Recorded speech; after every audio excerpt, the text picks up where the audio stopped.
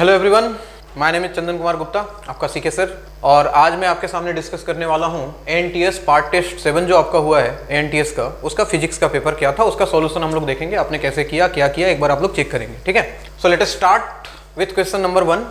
पहला क्वेश्चन जो है थर्मोडायनेमिक्स के थर्मोमेट्री वाले पार्ट से लिया गया, थर्मोमीटर स्केल वाले पार्ट से।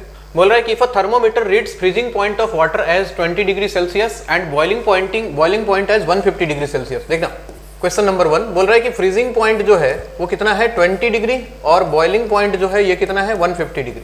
ठीक है, how much thermometer read when the actual temperature is 60 degree Celsius. अगर एक्चुअली 60 डिग्री सेल्सियस है तो थर्मोमीटर कितना रीड करेगा। तो आपको एक रिलेशन याद होगा C/5, और अगर कोई अननोन थर्मोमीटर है तो इसको हम लिखते थे x minus freezing point divided by boiling point minus freezing point multiplied by 20। ये रिलेशन आता है सारे स्केल्स के लिए, इसको यूज कर रहा हूँ। C एक्चुअल टेम्परेचर कितना दिया है 60, तो 60 divided by 5 equal to x का वैल्यू हमें निकालना है। x माइनस फ्रीजिंग पॉइंट आपको दिया है 20 divided by boiling point is 150 minus freezing point is 20 multiplied by 20। ये 5 से गया 12, तो 12 equal to x minus 20 divided by 150 minus 20 हो गया कितना 130 मल्टीप्लाइड बाई 20, 2 से गया 0। तो यहाँ से अगर मैं देखूँ तो x माइनस 20 का वैल्यू मुझे मिलने वाला है 13 और 2 को इधर ला रहा हूँ, तो 12 इंटू 13 डिवाइडेड बाई 2 से गया ये 6, और 13 इंटू 6 होता है 78। और यहाँ से अगर x का वैल्यू मैं निकालूँ तो 78 प्लस 20 ये हो जाता है आपका 98 डिग्री। तो आपका आंसर आएगा 98। तो अगर ऑप्शन में देखूँ तो पहला ऑप्शन आपका दिखाई दे रहा है, option number A is correct. So ये क्वेश्चन नंबर 1 बहुत ही आसान सवाल, ऑप्शन 1 ए सही है। क्वेश्चन नंबर 2 आइए एक बार पढ़ते हैं। बोल रहा है कि in a thermodynamic process pressure of a fixed mass of gas is changed in such a manner that the gas releases 20 joule of heat. Heat release कर रहा है सिस्टम, और हीट रिलीज करता है तो हम इसको पॉजिटिव लेते हैं, ये वैल्यू दिया है आपको, सॉरी हीट रिलीज करता है तो नेगेटिव लेते हैं, दिस इज माइनस 20 जूल। उसके बाद क्या बोल रहा है and 8 joule of work is done on the gas, work done on the gas is also negative, so it will become minus 8 joule. ठीक है, आगे क्या बोल रहा है, if the initial internal energy of the gas was 30 joule then what will be the final internal energy।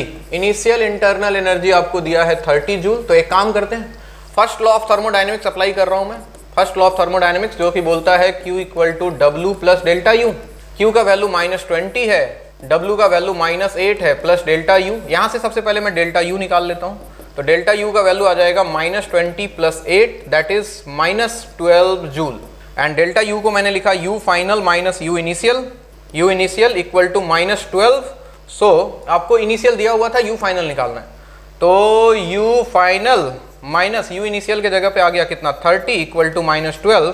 So U final का value आ जाएगा 30 उधर जाएगा, 30 माइनस 12 और ये वैल्यू आ जाएगा 18 जूल के आसपास। अगर ऑप्शन देखा जाए 18 जूल, ऑप्शन नंबर डी, इसका ऑप्शन हो जाएगा डी। क्वेश्चन नंबर 2 का ऑप्शन डी बिल्कुल सही है। ये बहुत simple first law of thermodynamics के ऊपर बेस्ड सवाल था। क्वेश्चन नंबर 3, क्वेश्चन नंबर 3 की अगर मैं बात करूं तो स्टेटमेंट चेक करना है कौन सा सही है, करेक्ट स्टेटमेंट आपको ढूंढना है। पहला ऑप्शन बोल रहा है internal energy is a path function while heat is not. मैं आपको सबसे पहले ही बता देता हूं, इंटरनल एनर्जी जो होता है ये पॉइंट फंक्शन होता है, ये सिर्फ और सिर्फ इनिशियल और फाइनल पॉइंट पे डिपेंड करता है, जबकि हीट और वर्क जो है ये पाथ फंक्शन होता है, ये अलग अलग रास्तों के लिए अलग अलग आता है वैल्यू। बाकी आप ऑप्शंस देख लो, internal energy is a path function while heat is not, internal energy path गलत, heat is path function while internal energy is not, सही लग रहा है ये तो। दूसरा option both heat and internal energy are not path function, गलत, both heat and internal energy are not path functions, ये दोनों ऑप्शंस में से कोई भी सही नहीं है, तो आपका ऑप्शन हो जाएगा B, heat is path function while internal energy is not. ठीक है, तो इसका ऑप्शन हो जाएगा बी। तो क्वेश्चन नंबर 3 का आंसर हो जाएगा बी, बिल्कुल सही है, बहुत ही सिंपल सवाल। क्वेश्चन नंबर 4 आइए, बहुत सिंपल सवाल है फिलहाल। तो क्या बोल रहा है, PV plots for 2 gases during adiabatic processes are shown in the figure, plot 1 and plot 2। देखो जी, एडियाबेटिक प्रोसेस के लिए पीवी का वैल्यू दिया हुआ है आपको। ये क्वेश्चन नंबर 4 में आप ध्यान से अगर देखो तो आपको पीवी कर्व गिवन है, एक ऐसा एडियाबेटिक है दोनों का दोनों, और आपसे पूछना चाह रहा है कि ये 1 ये 2 है, तो आपको ये बताना है कि कौन सा हीलियम के लिए है और कौन सा ऑक्सीजन के लिए। देखो इसके लिए पहले आपको सोचना पड़ेगा स्लोप के बारे में। अगर आपको ध्यान हो तो एडियाबेटिक के लिए अगर dp/dv याद करो, जिसको हम लोग स्लोप बोलते हैं, this is basically what slope, और स्लोप का जो वैल्यू होता है वो होता है माइनस गामा टाइम्स p/v के बराबर। ठीक है, तो यहाँ पे सारा खेल जो है वो कौन डिसाइड कर रहा है, गामा, यानी कि गामा जिसका ज्यादा होगा, स्लोप नेगेटिव है इसलिए कर्व ऐसा बना है, वरना कर्व ऐसे बना होता, स्लोप नेगेटिव है इसलिए कर्व ऐसा है। ठीक है, अब गामा डिसाइड करेगा कि किसका स्लोप ज्यादा है किसका स्लोप कम है। तो गामा की अगर बात करें, गामा फॉर मोनोएटॉमिक जो होता है वो ज्यादा होता है गामा फॉर डायटोमिक से। ये बात आपको पता होगा। गामा इक्वल टू आप लिख सकते हो f+2/f से डिग्री ऑफ फ्रीडम से आप निकाल सकते हो। तो गामा मोनोएटॉमिक का ज्यादा होता है गामा डायटोमिक से, मतलब मोनोएटॉमिक वाले का स्लोप ज्यादा होगा। और इनमें से किसका स्लोप ज्यादा है, अगर ये पता करने का सबसे आसान तरीका जानते हो तो दोनों में बैठ जाओ। मान लो कि एक झूला ऐसा वाला जैसे पार्क में लगा होता है, आप दोनों के ऊपर बैठ जाओ, किस में जाओगे तो स्पीड ज्यादा दिख रहा है तुमको, ऑब्वियसली नीचे वाले में, मतलब इसका स्लोप ज्यादा है।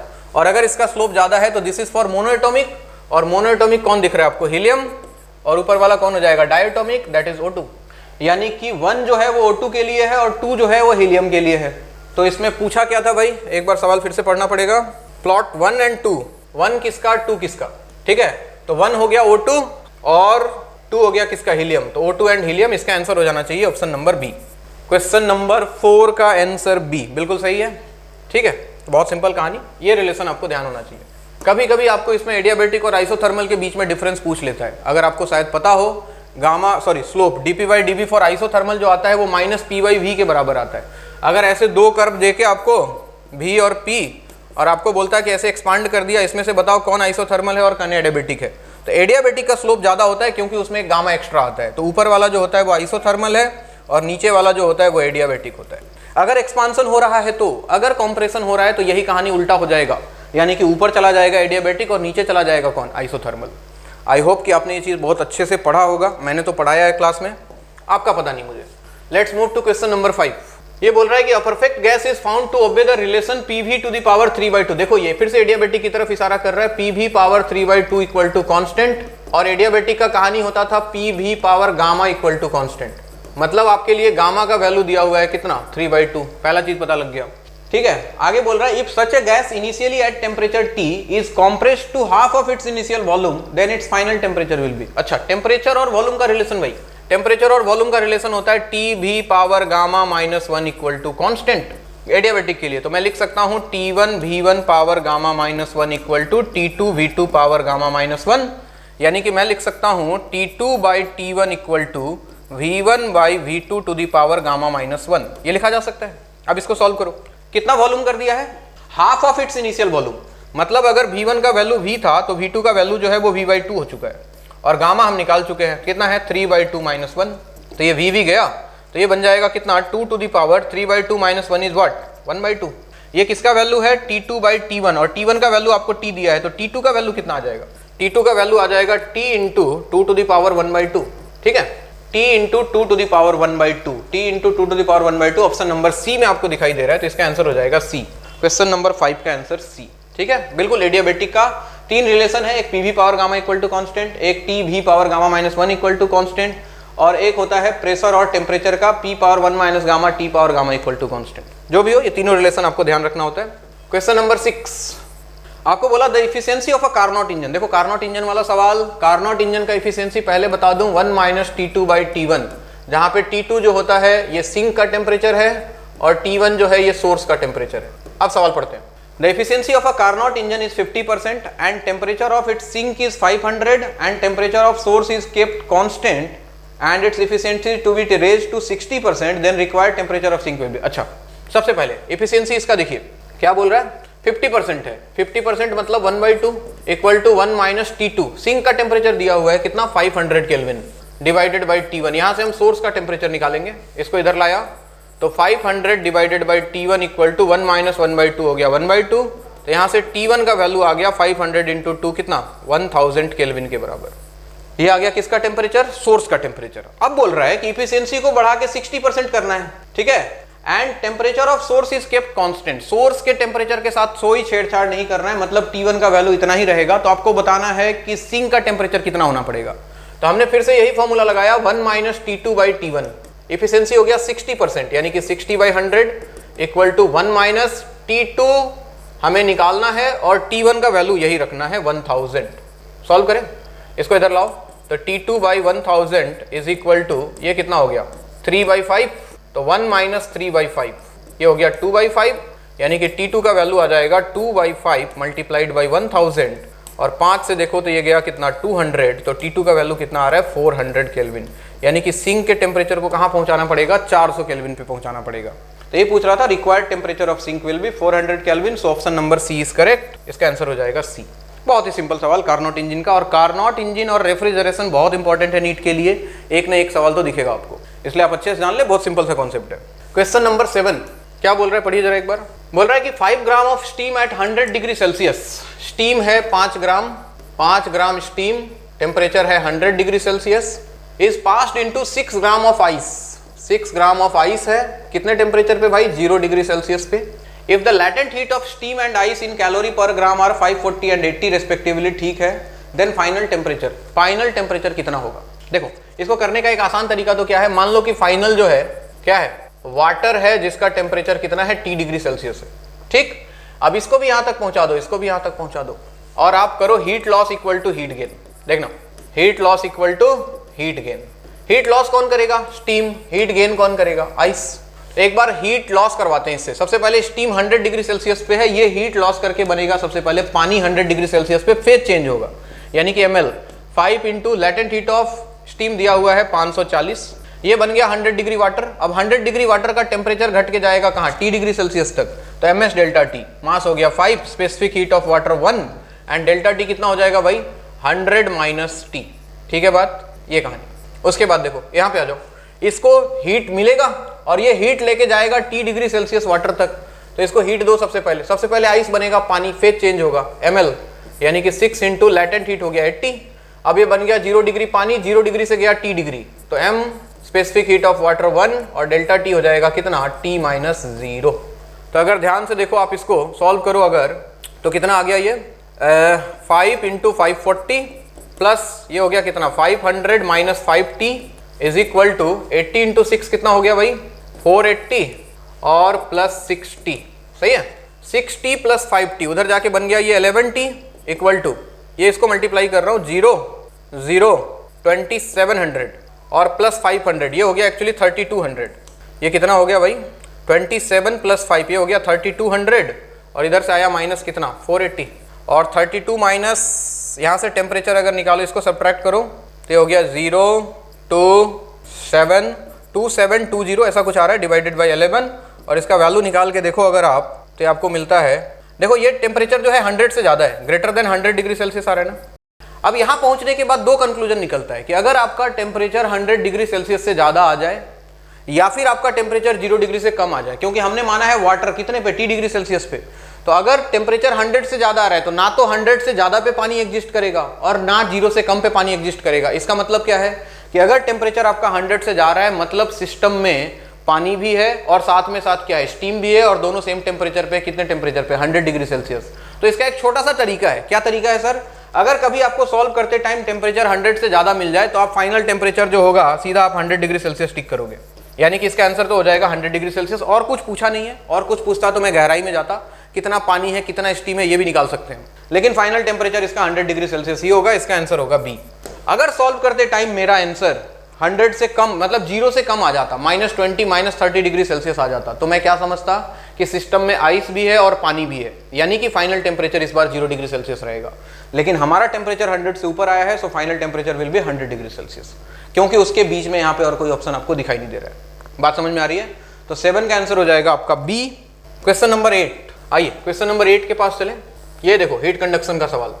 Two walls of thickness D1 and D2 and thermal conductivities K1 and K2 are in contact in the steady state. If the temperature at the outer surfaces are T1 and T2, then temperature at the common wall, ऐसा दिया हुआ है, देखो ऐसा है, इसका thickness है D1, इसका थिकनेस है D2, थर्मल कंडक्टिविटी इसका है K1, इसका है K2, यहाँ टेम्परेचर T1 है, यहाँ टेम्परेचर T2 है, तो हीट फ्लो इधर होगा I, और हम जानते हैं हीट फ्लो का जो रेट होगा वो दोनों में सेम होगा, तो I equal to dq by dt, और dq बाई dt का वैल्यू हमने आपको पढ़ाया था KA T1 minus T2 divided by thickness, कितना थिकनेस से फ्लो कर रहा है, लेंथ कितना है।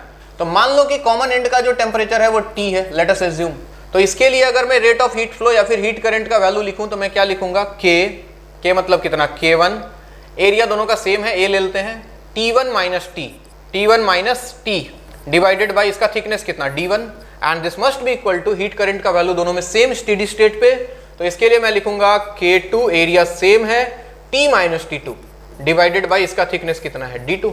एरिया से एरिया गया। अब आपको इसको सॉल्व करके टेम्परेचर का वैल्यू निकालना है भाई।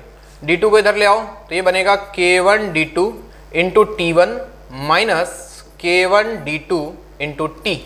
इसको उधर भेजो, इधर जाके बनेगा ये K2 D1 into T minus K2 D1 T2। अब टेम्परेचर वाले टर्म को अलग करो, इसको उधर ले जाओ, इसको इधर ले आओ, तो K1 D2 T1 plus K2 D1 T2, सही है। और ये दोनों RHS में गया, दोनों से मैंने T कॉमन कर लिया, अंदर आ जाएगा K1 D2 plus K2 D1। अब इतने से हम आंसर ढूंढ सकते हैं, ये आके यहाँ डिवाइड हो जाएगा, तो K1 D2 T1 plus K2 D1 T2 divided by K1 D2 plus K2 D1, K1 D2 plus K2 D1। देखो पहला ही ऑप्शन दिख रहा है, यही ऑप्शन करेक्ट है, तो इसका आंसर हो जाएगा ऑप्शन नंबर ए। तो हीट कंडक्शन का बहुत ही सिंपल सा सवाल। नेक्स्ट क्वेश्चन नंबर 9 वही है, हीट करंट से ही सवाल है ये भी। जंक्शन टेम्परेचर शायद पूछा जा रहा है आपसे। बोल रहा है कि 3 rods made of same material and having same cross section have been joined as shown in the figure. Each rod is of the same length. सबका लेंथ सेम है, सेम मटेरियल है, सब कुछ सेम है।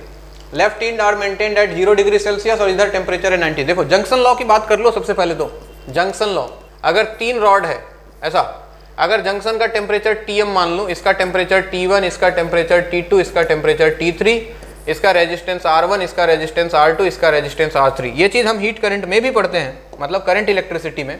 जंक्शन से मान लो current निकल रहा है I1, इधर करंट जा रहा है I2 और इधर करंट जा रहा है I3। तो तरीका क्या होता है? तरीका ये होता है कि I1 plus I2 plus I3 should be equal to what? 0। I3 कैसे, I1 कैसे लिखोगे? Temperature difference divided by resistance, तो Tm minus T1 divided by R1 plus Tm minus T2 divided by R2 plus Tm minus T3 divided by R3 should be equal to 0। खत्म कहानी। अब इसको use कर लो, यहाँ पे देखो Tm निकालना है, ये 0 है, मतलब T1 का वैल्यू 0 है और बाकी दोनों 90 है और सब सेम है, सब बाकी सब कुछ, तो रेजिस्टेंस सेम है। तो मैंने लिखा Tm माइनस T1 के जगह पे 0 divided by R plus Tm minus T2 और T3 के जगह पे 90 divided by R plus Tm minus 90 divided by R is equal to 0। R LCM लेके गया, Tm बन गया 3Tm और 90 हो गया 180 इक्वल टू 0। तो Tm का वैल्यू आ जाएगा देखो 180 divided by 3, so answer will be 60 degree Celsius, यानी कि जो जंक्शन का टेम्परेचर था वो कितना था? 60 डिग्री सेल्सियस के बराबर था। आ रही है बात समझ में? अरे आ रही है कि नहीं? आई होप कि आ रही होगी। So option number B is correct. तो क्वेश्चन नंबर 9 का आंसर हो गया बी। क्वेश्चन नंबर 10, अच्छा 10 वापस से ऐसा ही सवाल बोला कि ऐसे रॉड लगाए, देखो 1 2 3 4 5 6, ये सब आइडेंटिकल है। 6 identical conducting rods are joined as shown in figure. यहाँ टेम्परेचर है 200, यहाँ टेम्परेचर है 20, ठीक है, 20 C। आपको पूछ क्या रहा है? The temperature of junction B. अच्छा इस वाले पॉइंट का टेम्परेचर बताना है, इसका टेम्परेचर, ठीक है। तो सबसे पहले हीट करंट लिखो, इन सब के लिए पहले आर इक्विवेलेंट बताओ। अगर ये भी आर होता, आइडेंटिकल है, सबका रेजिस्टेंस अगर मैं आर मान लूं, तो आर इक्विवेलेंट कितना आता भाई? Are 2R, are 2R, 2R 2R R, ये 3R के बराबर आता। तो इन दोनों एंड के क्रॉस अगर मैं dq बाई dt या फिर हीट करंट का वैल्यू लिखूं, तो मैं क्या लिखूंगा? T1 माइनस T2 यानी कि 200 minus 20 divided by R equivalent कितना हो गया? 3R के बराबर। And this must be equal to heat across this, heat current in दोनों के बीच में, और इनके बीच में यहाँ पे टेम्परेचर T मान लो, तो क्या लिखोगे? 200 माइनस T डिवाइडेड बाई इसका रेजिस्टेंस कितना है? R। खत्म कहानी, इसको सॉल्व करो, T निकालना है, सिंपल सा सवाल। R से R गया, 200 माइनस 20 हो गया 180 divided by 3 equal to 200 minus T, 3 से गया 60, तो T का वैल्यू आ जाएगा 200 minus 60, that is 140 degree Celsius. अगर ऐसा ऑप्शन है तो सही है, option number C is correct. ठीक है बात। So question number 10 is C. Simple सवाल है। आई होप कि इस बार फिजिक्स में कोई ना कोई तो 180 स्कोर कर देगा शायद। जिसका 180 स्कोर होता है वो मुझे बोलेगा, मैं उसको अपने तरफ से एक गिफ्ट दूंगा, पक्का। सीके सर का प्रॉमिस है ये। क्वेश्चन नंबर 11 आइए। For a black body at temperature 727 degree Celsius its radiating power is 60 watt. Radiating power मतलब पहले इसका फॉर्मूला याद कर लो, dq बाई dt होता था sir E a sigma T power 4 minus T not power 4। T not is temperature of surrounding और black body है तो E का वैल्यू 1 हो जाएगा। ठीक, आइए। तो बोला कि जब इसका टेम्परेचर 727 है तो इसका रेडिएटिंग पावर 60 है एंड टेम्परेचर ऑफ सराउंडिंग भी दिया हुआ है। अब बोला कि टेम्परेचर ऑफ ब्लैक बॉडी बढ़ा के अगर ये कर दिया तो रेडिएटिंग पावर कितना होगा। अब बॉडी सेम ही है तो देखो बाकी सारी कहानी तो सेम है। अगर मैं इसको थोड़ी देर के लिए P बोल दूं, dq बाई dt को, तो आपको बोल रहा है कि P1 बाई P2 किसके बराबर, मैं क्या लिखूंगा? T1 power 4 minus T0 power, देखो सराउंडिंग टेम्परेचर सेम रहेगा, divided by T2 power 4 minus T0 power 4। अब इसको सॉल्व करते हैं।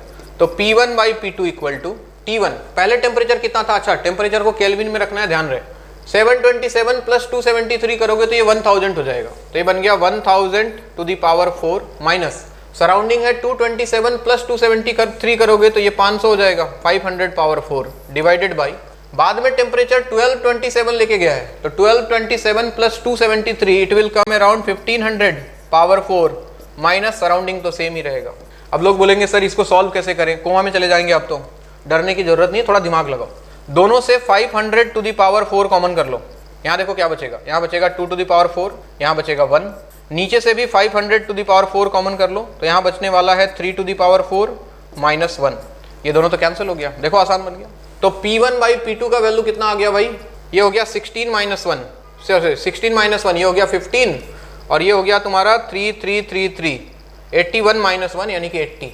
तो आपको P2 निकालना है, तो P2 का वैल्यू आ जाएगा P1 इंटू 80 डिवाइडेड बाई 15, और पहला पावर कितना था 60 वाट, तो 60 इंटू 80 डिवाइडेड बाई 15, 15 से गया 4, एंड 80 इंटू 4 कितना होता है 320 वाट। तो ये आपका आंसर है 320 watt, option number B is correct. तो 11 का आंसर हो जाएगा बी। क्वेश्चन नंबर 12, आइए अगला KTG से सवाल दिख रहा है, the root mean square velocity, पहले VRMS याद ही कर लो सर, VRMS आपने जो पढ़ाया था या फिर हमें किसी और सर ने पढ़ाया था, वैल्यू होता था 3RT डिवाइडेड बाई m, ये होता था। व्हाट विल बी द, पहले बोला कि 300 मीटर पर सेकंड है, what will be the root mean square speed of molecules if the atomic weight is doubled and absolute temperature is halved. Atomic weight को double कर दिया और absolute temperature को आधा कर दिया, ठीक है। एटॉमिक वेट की बात कर रहा है ना, तो इसको उसके टर्म में लिख लो, √3kT divided by small m, ठीक है। तो उसने बोला टेम्परेचर को बढ़ा दिया और मास को क्या कर दिया, आधा कर दिया, एंड एब्सोल्यूट टेम्परेचर को आधा कर दिया, मास को डबल कर दिया, तो V डैश अगर इसका वैल्यू लिखोगे तो क्या लिखोगे, √3k, टेम्परेचर को आधा कर दिया तो T/2 और मास को डबल कर दिया तो ट्वाइस m। तो देखो 2 और 2 मिलके 4, एक 1/2 बाहर आ जाएगा, 1/2 इंटू √3kT/m, और इसका वैल्यू उसने दिया था 300, तो इसके जगह 300 रख दूं, 1/2 into 300, so this value comes around 150 metre per second के आसपास, यानी कि आधा हो जाएगा, basically option number B. So 12 का आंसर हो जाएगा भाई कितना, बी। बहुत ही सिंपल सवाल रूट मीन स्क्वायर से। क्वेश्चन नंबर 13 फिर से थर्मोडायनेमिक्स की तरफ इशारा कर रहा है। 13 क्या बोला जा रहा है, 1 mole of an ideal diatomic gas, ध्यान रहे diatomic, undergoes a transition from A to B along a path AB as shown, A से B तक जा रहा है, बहुत बढ़िया। The change in internal energy of the gas, देखो change in internal energy delta U का यूनिवर्सल फॉर्मूला है NCV डेल्टा T, यानी कि NCV into T2 minus T1, ठीक है। अब N कितना दिया है, कितना मोल गैस है, 1 मोल, तो N तो 1 हो गया, तो 1 इंटू CV, डायटोमिक गैस के लिए CV का वैल्यू होता है 5/2R into T2 minus T1।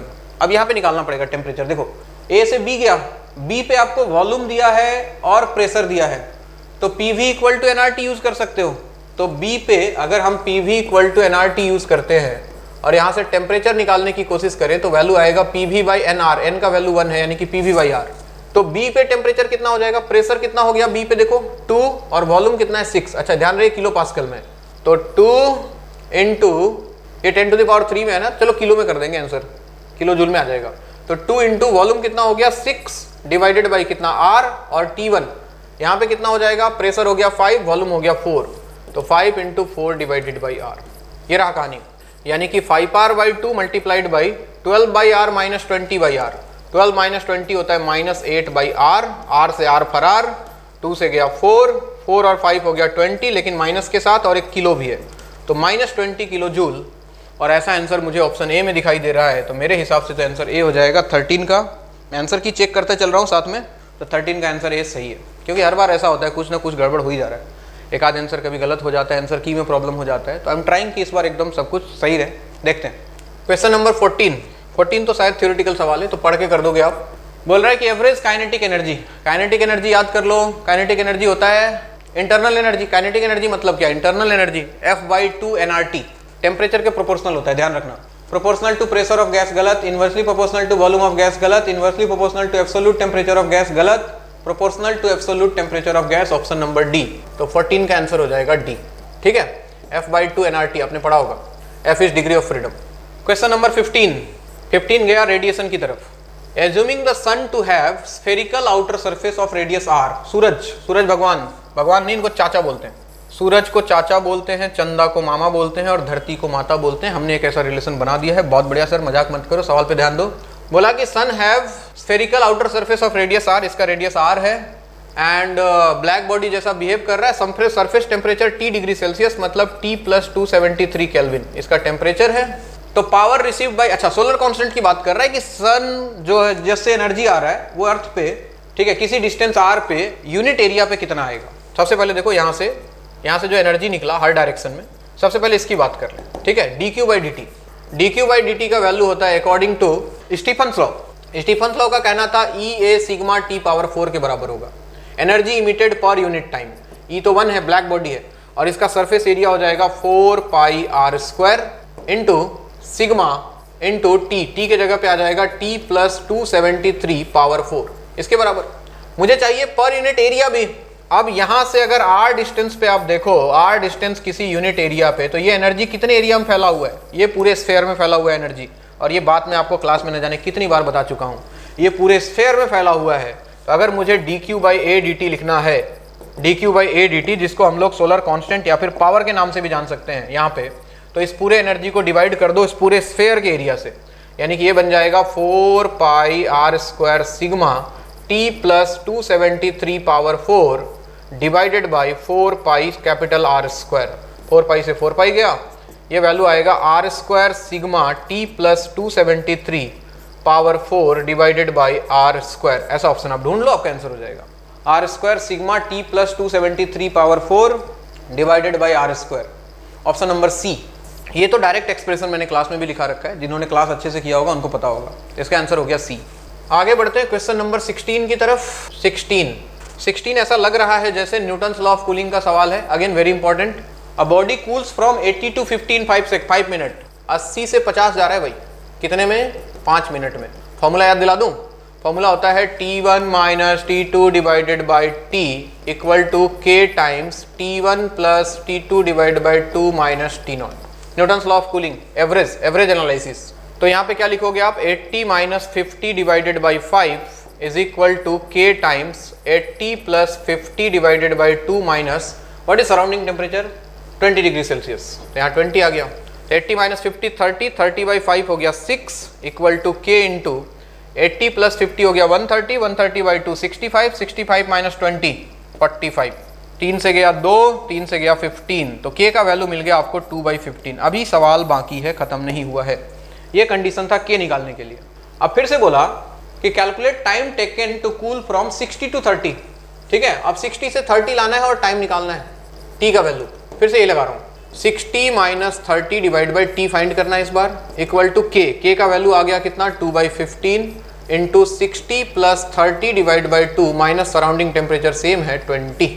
तो ये हो गया कितना 30/T इक्वल टू 2/15 इंटू 90/2 हो गया कितना 45 माइनस 20 कितना हो गया 25। यहाँ पे आ गया 25।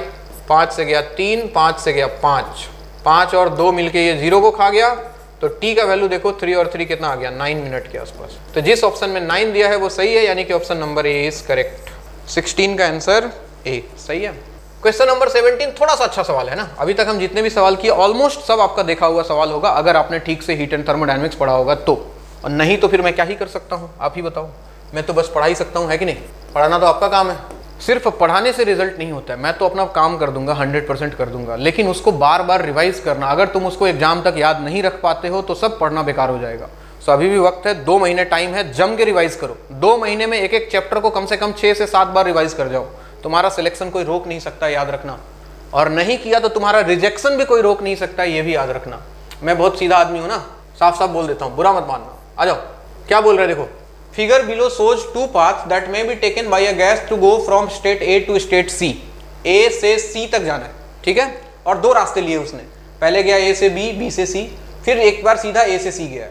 इन प्रोसेस ए बी हीट कितना है 400 joule, and in process B C heat कितना है 100 जूल। देखो ए बी का हीट दिया है और बी सी का हीट दिया है। तो सबसे पहले मैं बात कर रहा हूँ ए बी सी इस वाले प्रोसेस की।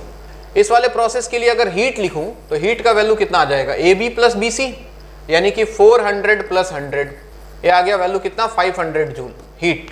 अच्छा, अगर वर्क डन लिखूं ABC के लिए वर्क डन, तो ध्यान से देखो तो AB इसमें तो वॉल्यूम कांस्टेंट है तो इसका वर्क 0 हो जाएगा, बचा कौन BC, और BC का वर्क निकालने के लिए एरिया अंडर PV कर्व ले लो, PV कर्व है तो इसका एरिया लोगे ये वाला एरिया, तो दिस मल्टीप्लाइड बाय दिस, ये वाला वैल्यू कितना है, हाँ जी BC के क्रॉस अगर एरिया देखूं तो एरिया हो जाएगा, ये वाला बेस आ रहा है कितना 4 - 2, 2 × 10⁻³ रेक्टेंगल ये बेसिकली, और ये हाइट कितना आ जाएगा 6 × 10⁴, ये वैल्यू कुछ निकल के आ रहा है 12 × एक 10 और बच जाएगा यानी कि 120 जूल। तो ABC के लिए अगर मैं फर्स्ट लॉ लगाऊं Q = W + ΔU, तो डेल्टा U का वैल्यू कितना आ जाएगा Q - W, Q कितना है 500, W कितना है 120, तो ये वैल्यू कितना आ जाएगा 380 जूल। ठीक है ABC के लिए।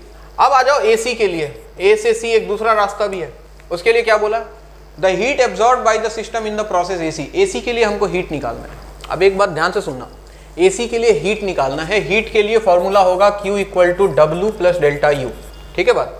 डेल्टा U सेम रहेगा जो ABC में आया, क्योंकि थोड़ी देर पहले मैंने बताया था और क्लास में भी बताया कि internal energy is point function, वो सिर्फ और सिर्फ डिपेंड करता है इनिशियल और फाइनल पॉइंट के ऊपर।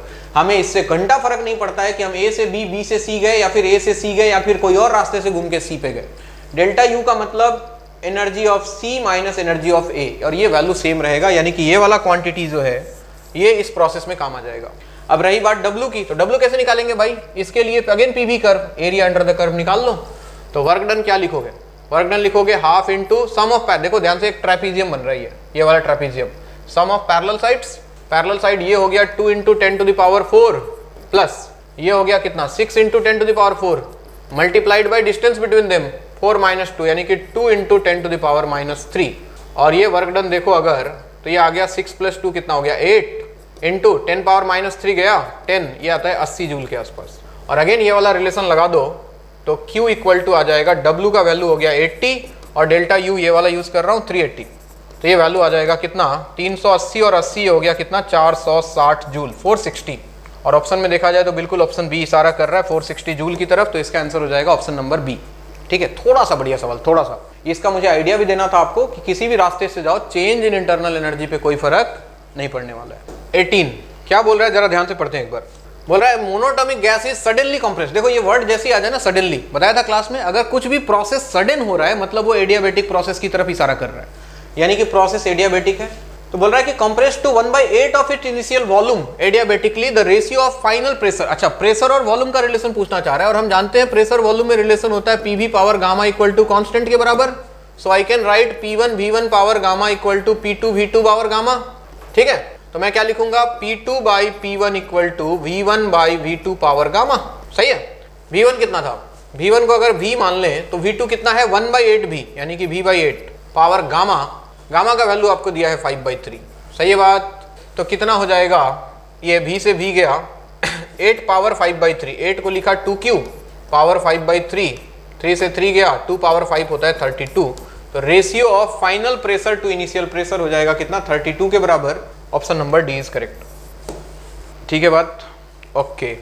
Question number 19, the temperatures of inside and outside of a refrigerator. अच्छा, refrigeration cycle again very important, एक तो कार्नोट साइकिल और एक रेफ्रिजरेशन साइकिल, दोनों में से कोई में से एक तो सवाल आ सकता है। सो आप तैयार रहें, और इसके लिए कोफिशिएंट ऑफ परफॉर्मेंस होता है बीटा का value T2 divided by T1 minus T2, T1 minus T2। ध्यान रहे T2 जो है ये रेफ्रिजरेटर का टेम्परेचर होता है और T1 जो है ये सराउंडिंग का टेम्परेचर है या फिर सिंक का टेम्परेचर होता है। अब पढ़ लो क्या बोल रहा है। Inside and outside of a refrigerator, मतलब रेफ्रिजरेटर के अंदर ये दिया है T2 का वैल्यू 273 और T1 दिया है 303। तो यहाँ से बीटा निकाल लेते हैं पहले। T2 दिया है आपको 273 और T1 दिया है 303 माइनस 273। तो यहाँ से बीटा का वैल्यू आ गया 273 डिवाइडेड बाई, इसमें से इसको सब्ट्रैक्ट करोगे तो कितना आ जाएगा ये 30 273/30। आगे क्या बोल रहे हैं, Assuming that the refrigerator cycle is reversible for every joule of work done। every joule of work done का मतलब W का वैल्यू 1 जूल हो गया। अच्छा, the heat delivered to the surrounding, surrounding में कितना हीट डाल रहा है। ठीक है, सराउंडिंग में हीट मतलब एक रिलेशन याद करो रेफ्रिजरेटर वाला, यहाँ से हीट Q2 लेता था, यहाँ से वर्क W करते थे और यहाँ चला जाता था Q1, यानी कि Q1 है सराउंडिंग में कितना जा रहा है, यानी कि Q1 का जो वैल्यू होता था वो W Q2 प्लस W के बराबर होता था। ठीक है बात। अच्छा, बीटा किसके बराबर होता है, कितना हीट निकला। ठीक है, Q2 डिवाइडेड बाय कितना वर्क हमने दिया W, ये होता है बीटा, इक्वल टू 273/30, सही है। और इसका वैल्यू देखो तो कितना आ रहा है 9.1 जूल के आसपास, और W1 है तो Q2 का वैल्यू आ गया कितना 9.1 जूल। हमें Q2 नहीं निकालना है, सराउंडिंग में कितना हीट जा रहा है वो निकालना है Q1। तो Q1 का वैल्यू हो जाएगा, Q2 हो गया 9.1 और W कितना दिया है 1, तो ये वैल्यू मोटा मोटी 10.1 जूल के आसपास आ रहा है। और इसलिए शायद उसने ऐसा पूछा भी है, विल बी नियरली, तो 10 जूल के आसपास है, तो इसका आंसर हो जाएगा ए। तो क्वेश्चन नंबर 19 रेफ्रिजरेशन साइकिल के ऊपर आसान सवाल, आसान सारे कॉमन क्वेश्चन, और नीट में ऐसे ही सवाल पूछे जाते हैं, देखे दिखाए से सवाल।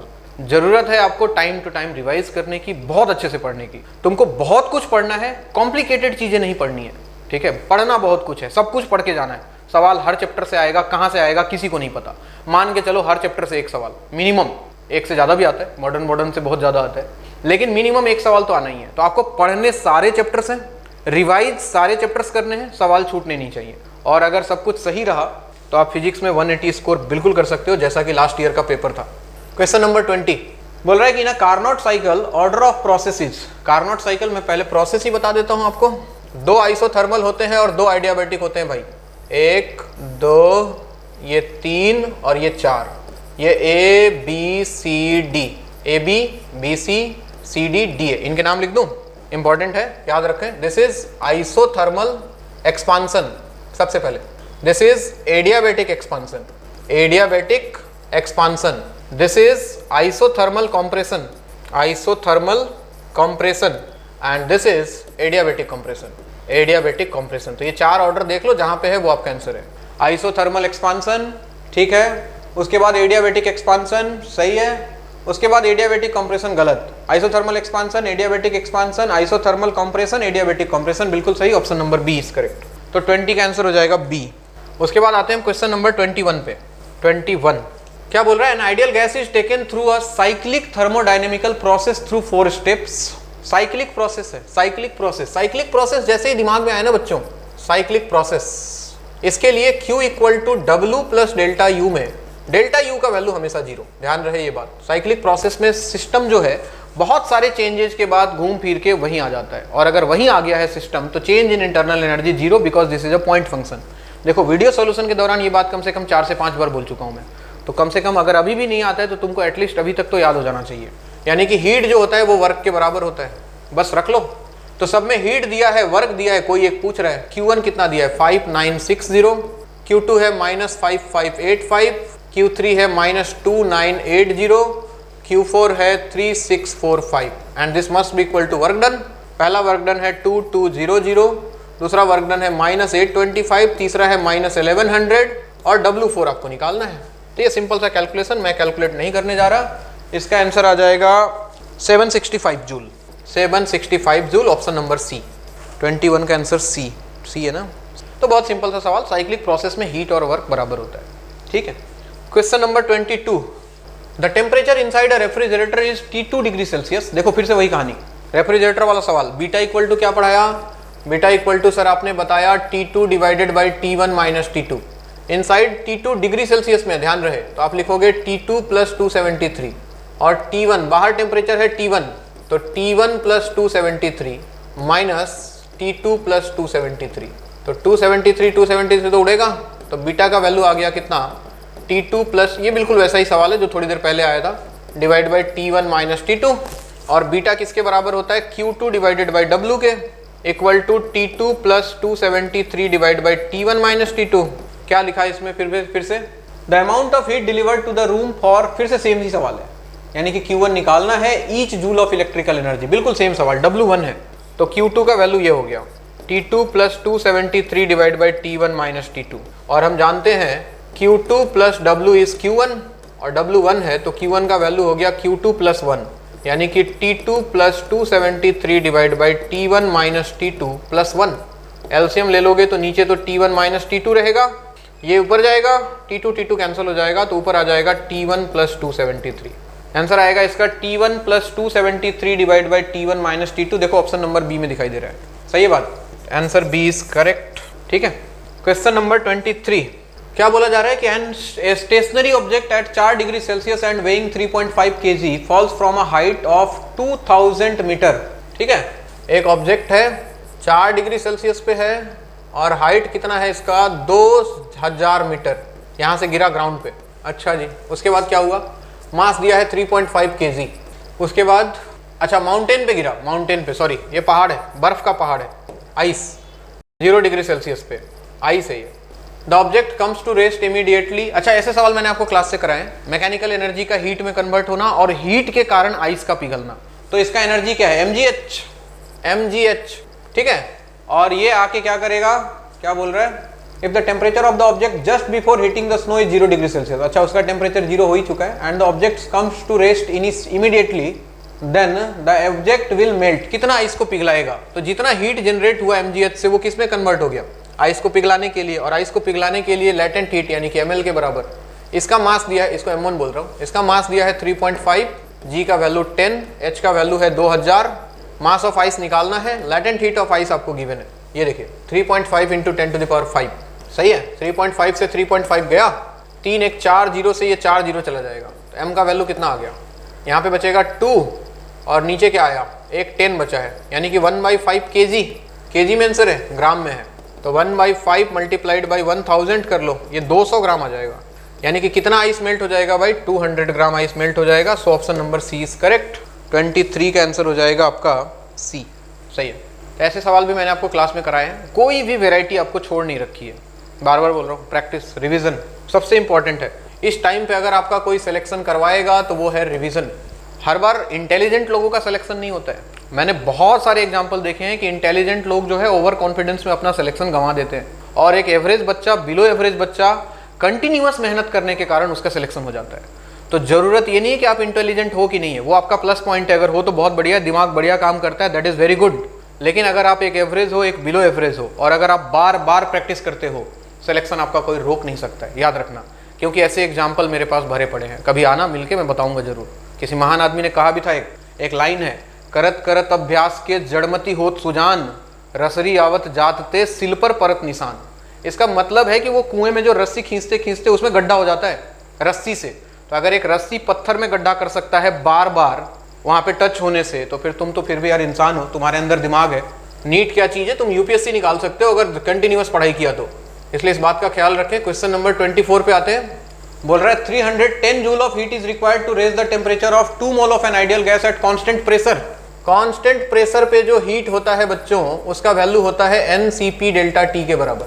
ठीक, तो बोला कि इसमें हीट चाहिए कितना, 310 जूल, नंबर ऑफ मोल्स है 2, और CP के बारे में कुछ नहीं बोला है तो CP ही रहने दो। डेल्टा T कितना है, 25 से 35 यानी कि 10। तो यहाँ से CP का वैल्यू आ गया कितना, 31/2 के बराबर। ठीक है, फिर क्या बोल रहा है, the amount of heat required to raise the temperature of the gas through the same range at constant volume. Constant volume पे हीट हो जाएगा NCV डेल्टा T। N तो सेम ही है, 2 CB यहाँ से निकाल लो, CP माइनस CV होता है R, तो CB का वैल्यू हो जाएगा CP माइनस R। CP आ गया 31/2 मतलब 15.5 के आसपास, और R का वैल्यू ले लो 8.31 के आसपास, तो 15 माइनस 8 हो गया, इस 7.2 के आसपास आ रहा है। तो यहाँ पे आ गया 7.2 और डेल्टा T अभी भी सेम है 10, तो आ गया कितना 144 जूल के आसपास लगेगा। ऑप्शन नंबर बी आपको दिखाई दे रहा है। 24 का आंसर हो गया B, 24B is correct, very good. Question number 25 बोला कि small hole of area of cross section 2 millimetre square is present near the bottom of a fully filled tank. एक टैंक है, ठीक है, यहाँ पे एक छोटा सा होल कर दिया है जिसका एरिया है 2 millimetre square. The rate of flow of water through the hole would be nearly, rate of flow of hole की बात कर रहे हैं। हाइट कितना दिया है टैंक का, 2 मीटर। ठीक है, तो यहाँ पे सबसे पहले स्पीड निकाल लो v का वैल्यू कितना हो जाएगा, √2gh, यानी कि √2 इंटू 10 इंटू हाइट कितना हो गया 2, यानी कि 2√10 आ गया। और रेट ऑफ फ्लो याद करो, q का वैल्यू होता है a इंटू v के बराबर। एरिया कितना दिया है 2 मिलीमीटर स्क्वायर, तो 2 इंटू 10 पावर, इसको मीटर में चेंज करो, -3 का होल स्क्वायर करोगे तो -6, और ये हो गया 2√10, तो ये वैल्यू आ जाएगा 4। √10 का वैल्यू 3 पॉइंट समथिंग होगा, 3.1 3.2 ऐसा कुछ आएगा, इंटू 10 पावर -6, तो ये वैल्यू कुछ 12 पॉइंट समथिंग कुछ आना चाहिए, 12 पॉइंट समथिंग इंटू 10 पावर -6। और एक ही ऑप्शन आपको दिखाई दे रहा है, देखो ऑप्शन नंबर ए, तो इसका करेक्ट है option number A, metre cube per second, ये इसका रेट ऑफ फ्लो। तो बहुत ही सिंपल सवाल ये। 25 के बाद हम आते हैं क्वेश्चन नंबर 26 पे।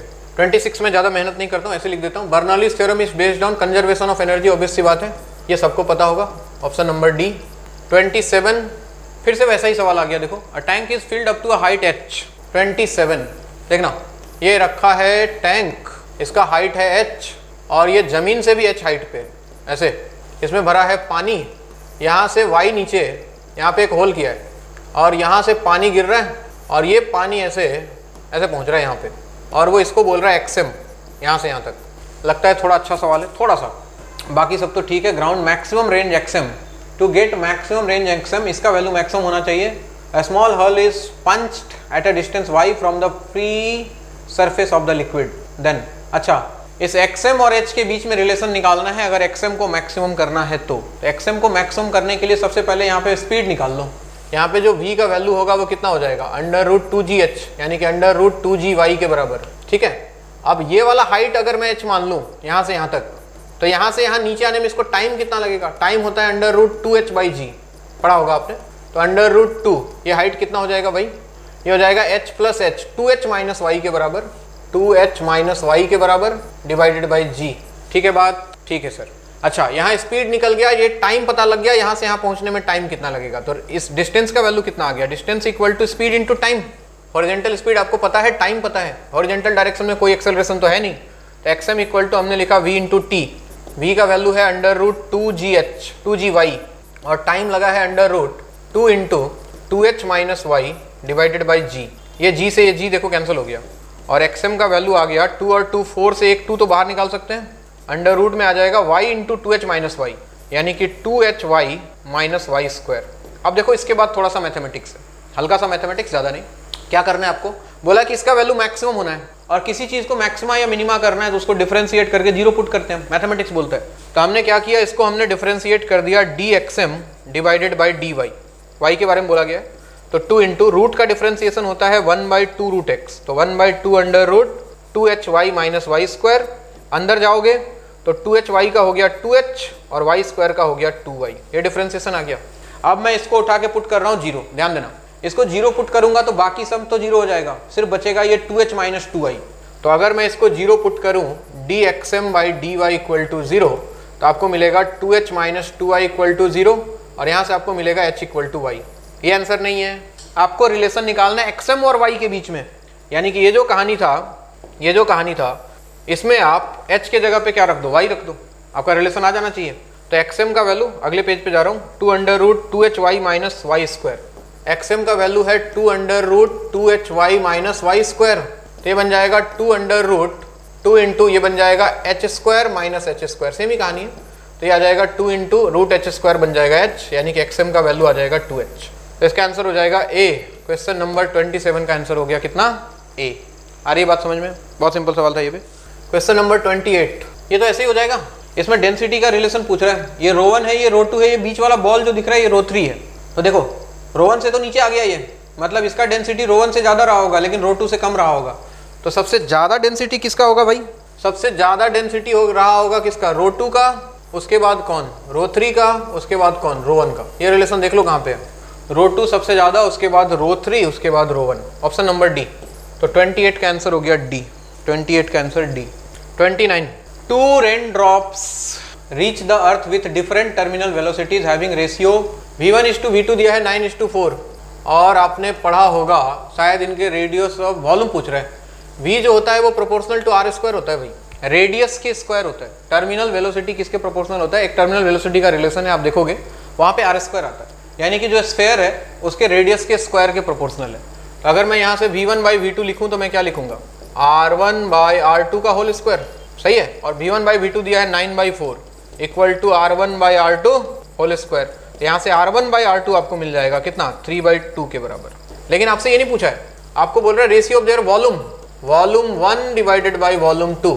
वॉल्यूम होता है क्या, 4/3 पाई r1³ divided by 4/3 pi r2³ sphere का वॉल्यूम। ये कैंसिल, r1/r2 होल क्यूब यानी कि 3/2 होल क्यूब, और ये वैल्यू आ जाएगा 27 डिवाइडेड बाई 8 के बराबर। सो आंसर हो जाएगा इसका डी। क्वेश्चन नंबर 29 का आंसर हो गया डी। क्वेश्चन नंबर 30 क्या बोल रहा है, coefficient of linear expansion of brass and steel rods are α1 α2, lengths of brass and steel rods are L1 and L2। ठीक है, if L2 - L1 is maintained same at all temperatures then which of the following relations holds good. अच्छा, बोल रहा है कि दोनों rod के बीच का जो डिफरेंस है वो हर टेम्परेचर पे सेम है। आप इसका मतलब समझने की कोशिश करो कि पहले डिफरेंस अगर L2 माइनस L1 था, बाद में मान लो टेम्परेचर बढ़ा, डिफरेंस ये हो गया L2 डैश और ये हो गया L1 डैश, लेकिन दोनों के बीच का डिफरेंस जो है अभी भी सेम है। कहने का मतलब ये है। तो सर कैसे सॉल्व करेंगे? L2 minus L1 equal to L2 dash को क्या लिखोगे? देखो L final equal to L initial into 1 plus alpha delta T, यही यूज कर रहा हूँ भाई, लीनियर एक्सपांसन। तो L2 into 1 plus alpha 2 delta T minus इसके जगह पे आ जाएगा L1 into 1 plus alpha 1 delta T. अगर ध्यान से देखो तो L2 minus L1 equal to L2 minus L1 एक बाहर आया और बाकी दोनों से डेल्टा टी कॉमन, तो यहाँ पे बचेगा L2 अल्फा 2 और यहाँ बचेगा माइनस L1 अल्फा 1। ये टर्म तोड़ जाएगा, यानी कि delta T into L2 alpha 2 minus L1 alpha 1 equal to 0, यानी कि L2 alpha 2 equal to L1 alpha 1। ऐसा कुछ आंसर देख लें आप। L2 alpha 2 equal to L1 alpha 1, option number C is correct. तो इसका आंसर हो जाएगा सी। तो क्वेश्चन नंबर 30 का आंसर हो गया C. Let's move to question number 31। A rectangular film of liquid is extended from 4 cm 2 cm to 5 cm 4 cm। अच्छा, surface tension पूछा जा रहा है। देखो इनिशियल एरिया कितना है? इनिशियल एरिया देखोगे तो 4 इंटू 2 यानी कि 8 सेंटीमीटर स्क्वायर, और फाइनल एरिया कितना हो गया? फाइनल एरिया हो गया 5 इंटू 4 यानी कि 20 सेंटीमीटर स्क्वायर है। मीटर में बदल लेंगे इसको बाद में। तो बोला कि वर्क डन इज दिस, तो वर्क डन किसके बराबर होता है? वर्क डन होता था surface tension into change in area और multiplied by number of film surface, जो कि यहाँ पे 2 होगा रेक्टेंगुलर प्लेट के लिए। ठीक है ना? तो वर्क डन आपको गिवन है कितना भाई? 3 into 10 to the power minus 4 equal to surface tension निकालना है delta A, change in area ये, और चेंज इन एरिया आएगा 20 माइनस 8 यानी कि 12। मीटर में रखोगे तो ये बन जाएगा 10 पावर माइनस 4 और नंबर ऑफ फिल्म सर्फेसेस हो जाएगा 2। तो यहाँ से सरफेस टेंशन आप सॉल्व करके अगर निकालते हो तो इसका वैल्यू कुछ आता है 0.125 न्यूटन पर मीटर स्क्वायर, न्यूटन पर मीटर 0.125, और ये आपका आंसर दिया हुआ है ऑप्शन नंबर बी में। तो 31 का आंसर एक बार चेक कर लेता हूँ मैं, B correct. 32 the stress versus strain graph. अच्छा, स्ट्रेस और स्ट्रेन का कर्व दिया है भाई for two materials A and B as shown in figure if Y and Y B are Young's modulus.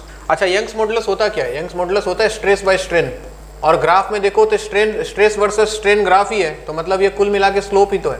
आपको रेशियो निकालना है दोनों का। तो Y A by Y B, हम सीधा बोल सकते हैं slope of A divided by slope of B. A का स्लोप कितना आ जाएगा? 1060, और बी का स्लोप कितना आ जाएगा? 1030। 1060 होता है √3, 1030 होता है 1/3, 1/√3, ये ऊपर जाके 3 बन जाएगा, तो 3:1। तो वाई ए का जो वैल्यू होगा वो किसके बराबर आ जाएगा? 3 टाइम्स वाई बी के बराबर आ जाएगा, 3YB, option number D is correct, ये आंसर। चलिए जी, क्वेश्चन नंबर 33 पे आते हैं। 33 बोल रहा है कि 2 periodic waves of intensities I1 and I2 pass through region at the same time in the same direction. देखो रिजल्टेंट इंटेंसिटी का फॉर्मूला आपने पढ़ा होगा, I1 plus I2 plus 2 under √I1 I2 cos phi. Maxima के लिए क्या करो? cos phi, phase difference 0 कर दो, cos फाई का वैल्यू 1, तो I मैक्स का जो वैल्यू आता है वो निकल के आता है I1 plus I2 plus 2 under √I1 I2, जिसको आप क्या कर सकते हो? आप इसको लिख सकते हो √I1 प्लस √I2 का होल स्क्वायर। ठीक है ना? और I मिनिमम का वैल्यू क्या हो जाएगा बच्चों? अगर इसको -1 कर दूं तो ये बनेगा I1 plus I2 minus 2 under √I1 I2, और ये वैल्यू बनेता है under √I1 minus under √I2 whole square. आपको बोला है कि सम दोनों को ऐड करो, तो ये वैल्यू कितना बन जाएगा? इनको ऐड कर दो ना, ये तो कैंसिल हो जाएगा टर्म, तो 2I1 प्लस 2I2 ये वैल्यू निकल के आएगा, यानी कि ये वैल्यू आ जाएगा कितना? 2 टाइम्स I1 प्लस I2 के बराबर, और ये वैल्यू हो जाएगा कितना? आंसर हो जाएगा इसका D. So option number D is correct. So 33 का option number D. Let's move to question number 34। क्या बोल रहा है? 2 waves are passing through a region in the same direction at the same time if the equations of these waves are, waves का equation given है, then the amplitude of the resulting wave for x0 equal to λ/2। अच्छा, resultant amplitude निकालना है, जिसका formula हम जानते हैं, a equal to under root a1 square plus a2 square plus 2a1 a2 cos phi. Phi क्या है वहाँ पे? Phase difference. तो सबसे पहले फाई निकालता हूँ मैं। फाई फेज डिफरेंस होता है φ2 माइनस φ1। इसका फेज कितना दिख रहा है आपको? इसका फेज दिख रहा है, देखो 2π/λ into VT minus x plus x0, कितना ये? प्लस x0, ये माइनस φ1 का वैल्यू कितना दिख रहा है आपको? VT minus 2π/λ into VT minus x. ठीक है, यही बचेगा। तो देखो तो ये वाला टर्म तो कैंसिल हो जाएगा, ये पूरा का पूरा। तो आपके पास बचने वाला है 2 pi by lambda into x not, और एक्स नॉट का वैल्यू कितना बोल रहा है, लेमडा बाई 2। तो लेमडा से लेमडा गया, 2 से 2 गया, फाई का वैल्यू कितना आ गया, पाई के बराबर। अब रिजल्टेंट एम्पलीट्यूड वाला रिलेशन याद करो तो under root a1 square plus a2 square plus 2a1 a2 cos phi रख दो उठा के। a1 a2 कितना दिया है भाई, इसका a है और इसका b है, तो अंडर रूट में आ जाएगा a square plus b square plus 2ab cos pi. Cos pi का वैल्यू -1 होता है, तो ये वैल्यू बन जाएगा under root a square plus b square minus 2ab के बराबर, और इसको आप mod of a minus B लिख सकते हो। a minus B whole square, square से बाहर निकलेगा, अंडर रूट क्वांटिटी बाहर निकलता है तो मॉड लगता है, तो ये मॉड a माइनस बी, ताकि ये पॉजिटिव रहे हमेशा। मॉड इज प्रोटेक्टर बेसिकली, ये इसको पॉजिटिव करेगा। तो इसका आंसर आ जाएगा a, 34 का आंसर हो गया a। ठीक, 34 answer a correct. Question number 35। हाँ जी, क्या बोल रहा है, sound wave of wavelength 90 centimetre in glass is refracted into air. Glass से एयर में जा रहा है। If velocity of sound in glass is this, then wavelength of the wave in air. अच्छा, v प्रोपोर्शनल टू लेमडा होता है, v equal to F lambda से, तो v1 by v2 equal to क्या लिख सकते हो, लेमडा 1 बाई लेमडा 2। ठीक है, तो v1 किसको माने, हम ग्लास को मान लेते हैं। तो ग्लास में स्पीड दिया है इसका कितना 5400, और एयर में स्पीड लिखा हुआ है 330 इक्वल टू, ग्लास में वेवलेंथ इसका दिया है क्या 90 सेंटीमीटर, तो 90 डिवाइड बाई लेमडा 2 आपको निकालना है। ये 0 से 0 उड़ गया, तो लेमडा 2 का वैल्यू कितना आ जाएगा 90 इंटू 33 डिवाइडेड बाई 540। ठीक है, ये गया 9 से गया 6, तो 33 बाई 6 वैल्यू आएगा 5.5 सेंटीमीटर के आसपास। तो ये आंसर हो जाएगा आपका कितना, ऑप्शन नंबर बी, 35 का आंसर हो गया बी। ठीक है बात। क्वेश्चन नंबर 36 क्या बोल रहा है, a source and an observer move away from each other with a velocity. अच्छा, सोर्स भी दूर जा रहा है, ऑब्जर्वर भी दूर जा रहा है। डॉपलर इफेक्ट आपने पढ़ा होगा, एफ डैश का जो वैल्यू होता है वो v plus minus V O divided by v minus plus V S के बराबर होता है। अब कौन बढ़ रहा है कौन घट रहा है उसके हिसाब से आपको सोचना होता है, इंटू एफ के बराबर, यानी कि एफ डैश का वैल्यू। देखो ऑब्जर्वर जो है वो क्या हो रहा है, दूर जा रहे हैं, यानी कि ऑब्जर्वर भी घटाने की कोशिश कर रहा है, तो ऊपर आएगा v माइनस वी ओ, और सोर्स भी दूर जा रहा है, ये भी घटाने की कोशिश कर रहा है, तो नीचे हम लेंगे पॉजिटिव, यानी कि v plus V S multiplied by F. अब बाकी देख लो क्या क्या दिया हुआ है, दोनों का वेलोसिटी कितना है 10 मीटर पर second with respect to ground. Velocity of sound दिया है 340। Observer finds the frequency of sound coming from the source as 1950, इसको मिला कितना 1950 इक्वल टू, ये दिया हुआ है आपको 340 माइनस ये भी 10 है, और 340 प्लस ये भी 10 है, इनटू ये फ्रीक्वेंसी आपको निकालना है। तो फ्रीक्वेंसी का वैल्यू आ जाएगा 1950 मल्टीप्लाइड बाई 350 डिवाइडेड बाई 330, और इसको अगर आप सॉल्व करते हो तो ये फ्रीक्वेंसी कुछ निकल के आता था, आप एक बार कैलकुलेट कर लेना इसको। इसका आंसर आता है कुछ 2068 हर्ट्ज के आसपास, और अगर ये आंसर हम देखें तो ऑप्शन नंबर सी बिल्कुल करेक्ट है, तो इसका आंसर हो जाएगा सी। सो 36 का आंसर हो गया सी। हाँ जी, question number 37। If the tension and diameter of a sonometer wire of fundamental frequency n. सबसे पहले फंडामेंटल फ्रीक्वेंसी याद करो, एन का वैल्यू होता था 1/2L under root T by mu. T tension है, mu mass per unit length है, m बाई एल लिख ही देता हूँ, तो ये बन जाएगा 1/2L under root T into ये L ऊपर चला जाएगा, नीचे आ जाएगा m। And density is half, density भी चाहिए तो मास को लिखो डेंसिटी इंटू वॉल्यूम, तो ये हो गया 1/2L under root T into L divided by mass हो गया, डेंसिटी क्या होता है मास बाई वॉल्यूम, तो मास क्या हो जाएगा density into volume, density into volume. Volume को क्या लिखोगे आप, वॉल्यूम को लिखोगे आप एरिया इंटू लेंथ, इसको लिखा हमने एरिया इंटू लेंथ के बराबर, ये एल तो कैंसिल हो गया, तो फ्रीक्वेंसी बन गया 1/2L under root T divided by rho into area, area क्या बनेगा पाई आर स्क्वायर, आर चाहो तो बाहर कर लो, तो ये फ्रीक्वेंसी आ जाएगा 1/2L आर स्क्वायर बाहर आके बन गया R under root T by rho pi. अब पढ़ो क्या क्या किया है, ये आ गया फंडामेंटल फ्रीक्वेंसी एन।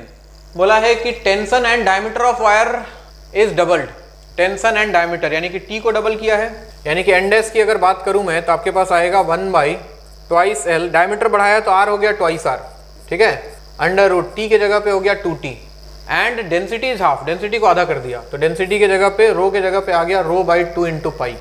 अब ये देखो 2 ऊपर जाके 4 बना, 4 से 2 बाहर आएगा और इस 2 को खा जाएगा, तो मेरे ख्याल से कोई फर्क नहीं पड़ रहा है, 1/2L 2r इंटू एक 2 बाहर आएगा under root T by rho pi, ये 2 से 2 कैंसिल हो गया, सेम ही रहेगा वैल्यू, एन डैश का वैल्यू जो है n के बराबर है, तो फ्रीक्वेंसी पे कोई फर्क नहीं पड़ेगा, fundamental frequency is n, option number C is correct, 37 का आंसर सी, ठीक है। Question number 38, the fundamental frequency of a close pipe, fundamental frequency क्या होता है पहले क्लोज ऑर्गन पाइप का, V/4L, ठीक है, इस कितना दिया है 220 हर्ट्ज, तो 220 इक्वल टू V/4L, पहला इक्वेशन तो ये मिल गया। फिर क्या बोला है, if 1/4 of the pipe is filled with water, अच्छा 1/4 में पानी भर दिया तो बाकी लेंथ बचा कितना इसका, L डैश का वैल्यू L - 1/3L, यानी कि कितना 2L/3, अब ये लेंथ बचा। तो frequency of first overtone, first overtone की बात कर रहे हैं, फर्स्ट ओवरटोन अगर आपको याद हो तो N डैश का जो वैल्यू होगा वो किसके बराबर होगा, 3 टाइम्स N के, यानी कि 3 into V/4 into L dash, अगर ये वैल्यू निकालूं तो 3 into V divided by 4 into L dash का वैल्यू कितना आ गया, 2 L/3, सही लिख रहा हूँ क्या, 1/4 भरा है, सॉरी दिस इज 1/4 ना, गड़बड़ क्यों आ रहा है, ये आएगा 3L/4, 3L डिवाइडेड बाई 4 के बराबर, तो यहाँ पे रखूंगा मैं 3L डिवाइडेड बाई 4, तो ये 4 से 4 गया, ये 3 से 3 गया, ये वैल्यू V/L के बराबर आएगा। और यहाँ से अगर V/L आप निकाल के देखो तो V/L का वैल्यू आता है 220 इंटू 4, और ये वैल्यू आ जाएगा तुम्हारा कितना 880 हर्ट्ज के आसपास, तो इसका आंसर हो जाएगा C। सो 38 का आंसर हो गया कितना C। चलिए जी क्वेश्चन नंबर 39 देखिए जी, a car is moving towards a high cliff, the driver sounds horn of frequency f, actual frequency कितना है f, एंड रिफ्लेक्टेड साउंड जो है उसका फ्रीक्वेंसी ट्वाइस f है। तो इस केसेस में हम क्या पढ़ते हैं, f dash equal to v plus vs divided by v minus vs multiplied by f। उसने बोला f डैश का जो वैल्यू है वो ट्वाइस f के बराबर है, equal to v plus vs divided by v minus vs into f से f उड़ा, इसको इधर ले आओगे तो 2v minus 2vs equal to v plus vs, 2v minus v हो गया v, और ये हो गया कितना 3vs, यहाँ से vs का वैल्यू निकाल के देखोगे तो निकल के आता है कितना v/3 के बराबर, और ऑप्शन हो जाएगा इसका B। सो क्वेश्चन नंबर 39 का आंसर हो गया B, 39 का आंसर हो गया 39B, सही है। क्वेश्चन नंबर 40 में बोल रहा है which one of the following statement is true, पढ़ लो एक बार समझ में आ जाएगा। Both light and sound waves can travel in vacuum, गलत, साउंड वेव्स को मीडियम की जरूरत होती है भाई। Both light and sound waves in air are transverse, गलत, लाइट वेव जो है वो तो ट्रांसवर्स होता है, लेकिन साउंड वेव क्या होता है, लॉन्गिट्यूडनल होता है। The sound wave in air is longitudinal while light wave is transverse, बिल्कुल option number C is correct. तो 40 का आंसर हो जाएगा C, ठीक है। क्वेश्चन नंबर 41, एक बार सवाल पढ़ते हैं। बोल रहा है uniform rope of length L and mass M1 Hanks vertically from a rigid support, यहाँ से एक रस्सी को लटका दिया है, इसका मास M1 है। ए ब्लॉक ऑफ मास M2, यहाँ पे एक ब्लॉक कनेक्ट कर दिया है जिसका मास M2 है, is attached to the free end of the rope, a transverse pulse of wavelength lambda, यहाँ पे एक पल्स जनरेट किया जिसका वेवलेंथ लैम्डा 1 है। At the lower end of the rope the wavelength of the pulse when it reaches to the top of rope is lambda 2, तो lambda 2 by lambda 1 का value निकालना। अच्छा, सबसे पहले आप एक बात याद करें कि वेलोसिटी जो होता है v, उसका वैल्यू किसके बराबर होता है, under root t divided by mu के। म्यू क्या है, मास पर यूनिट लेंथ, म्यू क्या है, मास पर यूनिट लेंथ, वो तो रस्सी का फिक्स रहेगा, वो तो सेम ही है। यानी कि कहानी बदलेगा किसमें, कहानी बदलेगा टेंशन में, किसमें चेंज होगा कहानी, टेंशन, क्योंकि इस बार स्ट्रिंग का मास दिया हुआ है। तो अगर लोअर एंड पे देखते हो इस वाले पॉइंट पे, तो यहाँ पे जो टेंशन का वैल्यू आएगा, अगर मैं T1 बोल दूं तो यहाँ पे वैल्यू होगा M2G के बराबर, T1 का वैल्यू M2G के बराबर होगा। और इस वाले पॉइंट पे अगर देखते हो तो यहाँ पे जो टेंशन लगने वाला है इस पे दोनों का मास आ जाएगा M1 M2, तो यहाँ पे जो टेंशन आएगा T2, इसका वैल्यू किसके बराबर होगा, M1 plus M2 into G के बराबर, यानी कि टेंशन अलग अलग आने वाला है। अच्छा, तो मैं एक काम करता हूँ, पहले V की बात कर लेता हूँ। V1 बाई V2 किसके बराबर लिखोगे, under root T1 by T2 के बराबर, सही है। तो अंडर रूट T1 का वैल्यू कितना है M2G, और T2 का वैल्यू कितना हो गया M1 plus M2 into G के बराबर। ये उड़ गया वैल्यू। अच्छा, अगर ये उड़ गया वैल्यू तो V1 बाई V2 किसके बराबर आ गया भाई, under root M2 by M1 plus M2 के बराबर। और लेमडा के बारे में हम जानते हैं V is proportional to lambda, तो लेमडा 1 बाई लेमडा 2 किसके बराबर आ जाएगा, same under root M2 divided by M1 plus M2 के बराबर, सही बात। और अगर लेमडा 1 बाई लेमडा 2 ये आ रहा है तो आपसे पूछा गया है लेमडा 2 बाई लेमडा 1 का वैल्यू, तो इसको उल्टा कर दो, M1 प्लस M2 ऊपर जाएगा, M2 नीचे आएगा, option number A is correct. तो क्वेश्चन नंबर 41 का आंसर हो जाएगा कितना, A, 41 का आंसर A बिल्कुल सही है। चलिए जी क्वेश्चन नंबर 42, एक बार सवाल पढ़ते हैं। बोल रहा है siren emitting of frequency 800 hertz is going away, दूर जा रहा है ना, एफ डैश का वैल्यू क्या लिखोगे, दूर जा रहा है। अच्छा, going away from a static listener, यानी कि v माइनस वी हो तो जीरो हो जाएगा, डिवाइडेड बाई दूर जा रहा है मतलब नीचे आएगा v प्लस वी एस, ठीक है, इंटू एफ। कितना फ्रीक्वेंसी दिया है, the frequency of sound heard by listener. अच्छा, इसको कितना फ्रीक्वेंसी सुनाई देगा भाई, v का वैल्यू क्या दिया हुआ है आपको 300 divided by 300 plus V S. Source का स्पीड कितना दिया है 30 मीटर पर सेकेंड, मल्टीप्लाइड बाई फ्रीक्वेंसी क्या इमिट कर रहा है, ये 800 हर्ट्ज का। ये वैल्यू सॉल्व करो, देखो कितना आ रहा है। ये वैल्यू निकल के आता है किसके बराबर, 727.3। मोटा मोटी सॉल्व करके देख लेना, 727.3 हर्ट्ज के आसपास। तो सिंपल सा सवाल ये डॉपलर इफेक्ट का। Option number A is correct. Question number 43, for destructive interference सब जानते हैं फेज डिफरेंस का जो वैल्यू होता है वो ऑड मल्टीपल ऑफ पाई होना चाहिए, ऑड मल्टीपल ऑफ पाई। तो इसका आंसर हो जाएगा आपका पाई, 3 पाई, 5 पाई, 7 पाई, जो भी आ रहा है इसका आंसर हो जाएगा आपका बी। तो 43 का आंसर हो जाएगा बी। 44 बोल रहा है in Young's double slit experiment the separation between the slits is half fringe with value याद करो, बीटा का वैल्यू होता है lambda capital D divide by small D. अब क्या बोल रहा है, सेपरेशन बिटवीन द स्लिट्स, यानी कि स्मॉल डी को क्या कर दिया इसने, half, and distance between slit and screen is double, D को डबल किया। बीटा डैश की बात करें तो लैम्डा इंटू ये हो गया 2d और इसको कर दिया उसने आधा, तो 2 क्या हो जाएगा 4, यानी कि 4 lambda D divided by D, यानी कि 4 टाइम्स हो जाएगा। Fringe width is 4 times unchanged, half, doubled, quadrupled, ये option number D. Fringe width जो है 4 टाइम्स हो जाएगा आपका। 44 का आंसर देख लूँ मैं एक बार, डी सही है। 45 in a Young's double slit experiment the fringe width is found to be 0.4 mm, beta का वैल्यू है 0.4 mm, ठीक। If the whole apparatus is immersed in water of refractive index, सबसे पहले बीटा याद करो होता क्या है, बीटा होता है lambda D divide by capital D. अगर हम वाटर में डालेंगे तो क्या बदलेगा, लैम्डा ही बदलेगा। तो लैम्डा इन वाटर क्या हो जाएगा, लैम्डा जितना एयर में था divided by refractive index of medium, क्योंकि वेलोसिटी के जैसा ही होगा, v equal to F lambda, v is proportional to lambda basically. तो एयर में लैम्डा कितना है इसका, कुछ दिया है, नहीं दिया है, तो लैम्डा एयर को लैम्डा मान लेते हैं, और म्यू कितना वैल्यू है 4/3, तो ये वैल्यू हो गया कितना 3 लैम्डा डिवाइडेड बाई 4 के बराबर। तो नया जो बीटा डैश आएगा उसमें लैम्डा के जगह पे आ जाएगा 3 lambda by 4 into capital D, और स्मॉल डी पे तो कोई फर्क पड़ेगा नहीं।